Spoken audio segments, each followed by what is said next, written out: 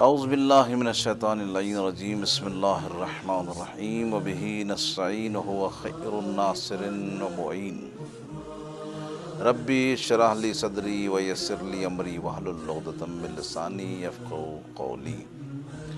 بسم اللہ الرحمن الرحیم یا ایھا الذین آمنوا کتب علیکم الصیام کما کتب علی الذین من قبلکم لعلکم تتقون۔ ناظرین محترم، مسلسل ہماری گفتگو ہوتے ہوئے اپنے 8ویں یا 9ویں مرحلے میں داخل ہو رہی ہے، اور کوشش اس بات کی جا رہی ہے کہ آپ کی خدمت اقدس میں کچھ نہ کچھ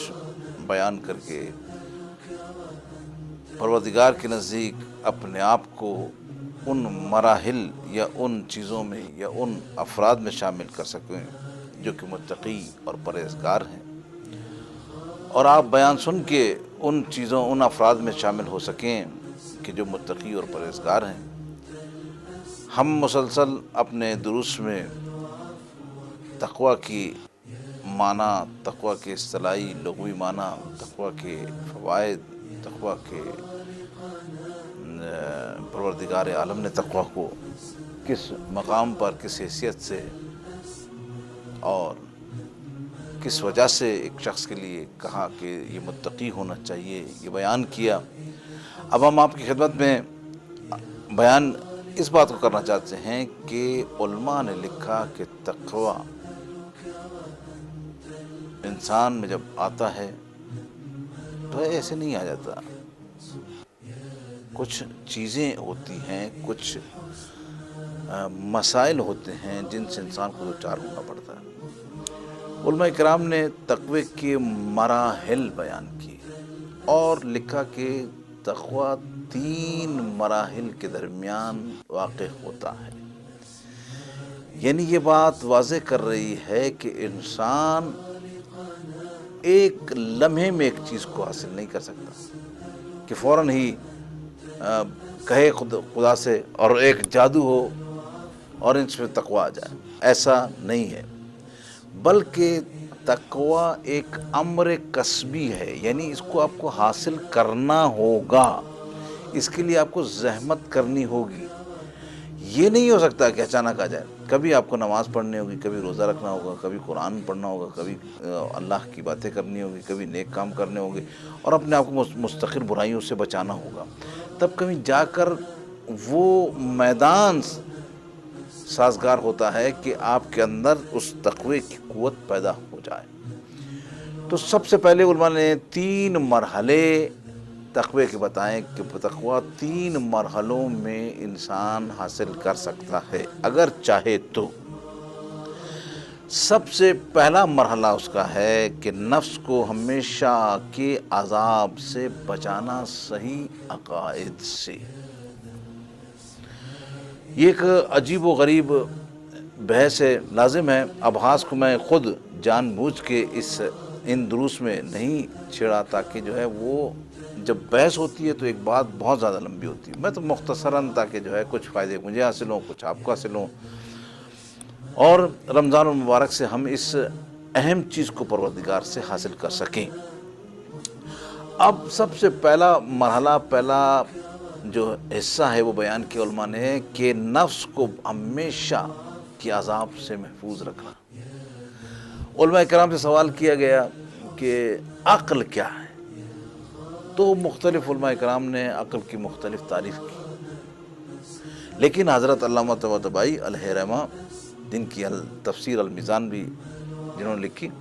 وہ فرماتے ہیں عقل وہ ہے جو انسان کو جنت میں لے جائے۔ تو بالکل اسی طرح یہ تعریف کی ہے کہ نفس کو بچانا ہمیشہ کے عذاب سے، تو انسان متقی پرہیزگار ہے۔ اب یہ انسان کے بس میں نہیں، انسان کے پاس اتنی طاقت نہیں کہ اس بدن کو ہمیشہ کے عذاب سے کیسے بچائے، اور عذاب بھی ایسا ہے کہ مثلا انسان اس بدن کے ذریعے اس میں طاقت نہیں ہے تو انسان کو کچھ انرجیاں، کچھ طاقتیں لینی پڑتی ہیں۔ ان میں سے ایک طاقت کا نام ہے تقوی اور تقوی کے مراحل ہم بیان کر رہے ہیں۔ پہلا مرحلہ یہ ہے کہ اپنے عقائد، اپنے آپ کو بچائے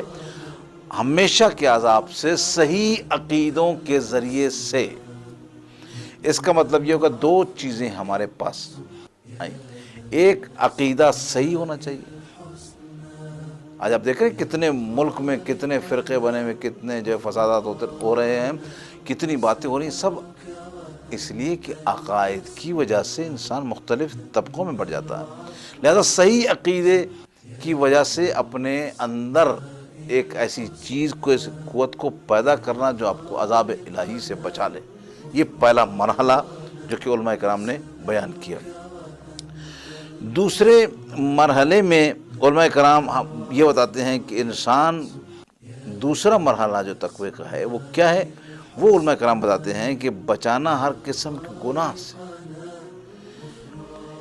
گناہ سے ترک واجب ہو یا کوئی بھی گناہ کا کام، اپنے آپ کو گناہ سے محفوظ رکھنا۔ جب آپ اپنے آپ کو گناہ میں ڈالیں گے نہیں، یہ کوشش کریں گے، تو پروردگار 2-3 کوششوں کے بعد، 4 کوششوں کے بعد پروردگار عالم آپ کو یہ توفیق عطا فرمائے گا کہ آپ گناہ سے بچنا شروع ہو جائیں گے۔ اور یہ مرحلہ، دوسرا مرحلہ ہے تقوی کا، کہ انسان متقی اسے کہتے ہیں جو گناہ سے بچے۔ ہمارے ذہن میں جیسے گناہ کا تصور آتا ہے عزیزان من، تو ہمارے ذہنوں میں شاید زنا کاری یا شراب خوری جیسے مسئلے ابھرتے ہیں، شاید یہ گناہ ہے۔ نہیں، یہ گناہ نہیں، یہ تو بڑے گناہ ہیں۔ لیکن انسان اس وقت جو چھوٹے چھوٹے گناہوں میں ملوث ہے، اس سے بھی اپنے آپ کو محفوظ رکھنا ہے، اور یہی مرحلہ دوسرا مرحلہ کہلاتا ہے۔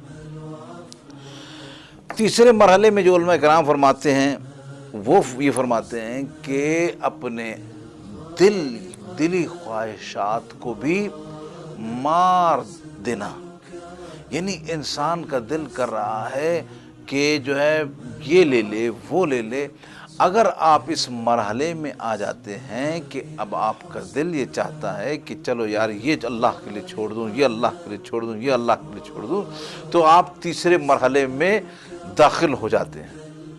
اور یہ لازم ہے، ایک کیفیت کا نام ہے، یہ کوئی ایسا نہیں ہے کہ انسان جو ہے اپنے آپ کو اس کیفیت میں ڈالے بغیر ایک متقی اور پرہیزگار بن جائے، ایسا کوئی بھی سلسلہ نہیں ہے۔ کوئی معجزہ نہیں ہوتا کہ انسان جو ہے ایک اپنے آپ کو متقی اور پرہیزگار بنا لے، کہ کوئی رسول آ کر اس پر ہاتھ پھیر دے اور یہ متقی پرہیزگار بن جائے۔ ہمیں اور آپ کو مل کر اس معاشرے سے گناہ جیسی لعنت کو دور کرنا ہوگا، اور جب ہم یہ دور کریں گے، اور اس میں سب سے بڑی قوت ہمارے پاس رمضان المبارک ہے، اور رمضان المبارک کے روزے ہیں، کہ اس کو ہم لے کر ہی اس برائی سے اور اللہ کی معصیت سے